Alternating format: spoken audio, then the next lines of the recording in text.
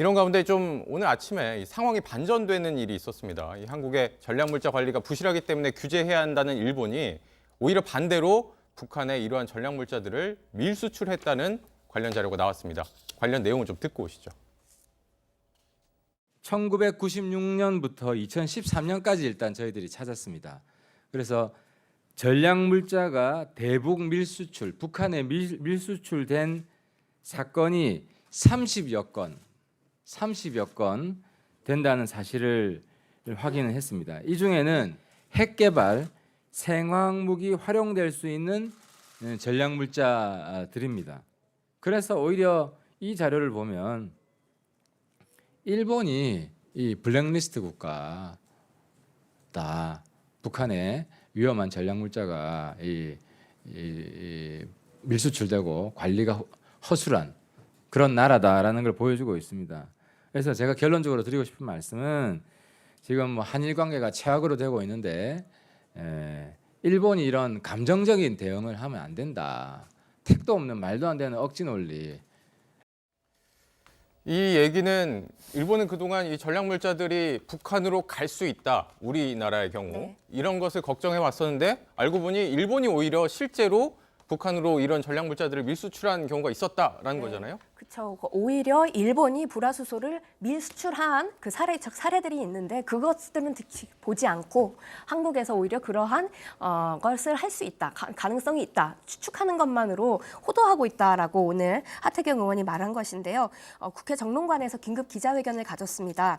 일본 안전보장무역정보센터라고 하는 비정부 기관인 곳에서 네. 일본 내에 있는 안보 전략 물자 수출 통계 관련 이슈를 연구 분석하는 기관이라고 합니다. 네. 이 기관에서 부정수출 사건 개요라고 하는 자료를 꺼내 들었는데요. 그게 보니까 1996년부터 2003년까지 일본에서 30건이 넘는 대북 밀수출 사건이 적발된 거예요. 근데 이 중에는 핵 개발이나 생화학 무기 제조에 활용될 수 있는 전략 물자들도 포함되어 있다라고 합니다. 뭐 간단하게 말씀드리면 1996년도에 오사카 항에서 북한 선박이 불화나트륨 50kg, 그다음에 뭐 2월에는 고베항에 똑같은 불화수소산 50kg 이런 것들을 각각 선적한 사례가 있고 2003년도에는 태국을 경유해서 뭐 예를 들면 직류 안전화 전원 뭐 이런 핵무기 개발이나 생물무기에 쓸 수 있는 장치 같은 것들을 불법으로 수출한 정황 뭐 이런 것들이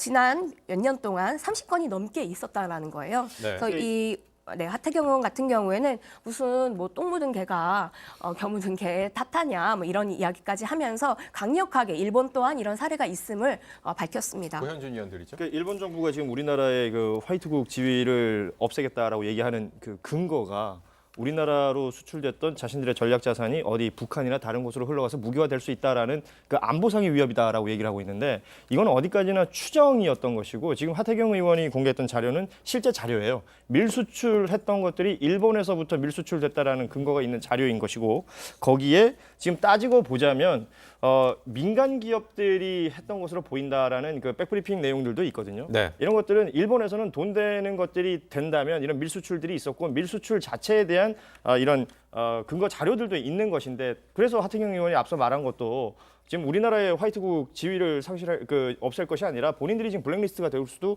있는 것이다라는 부분을 지적하고 있는 것이거든요. 그러니까 오히려 보면 구체적인 근거가 있는 자신들의 이야기는 빼놓고 추정만으로 지금 우리나라에 대한 네. 화이트국 지위를 없애겠다라고 얘기하고 있는 것이라서 이런 건 뭐 어불성설이죠.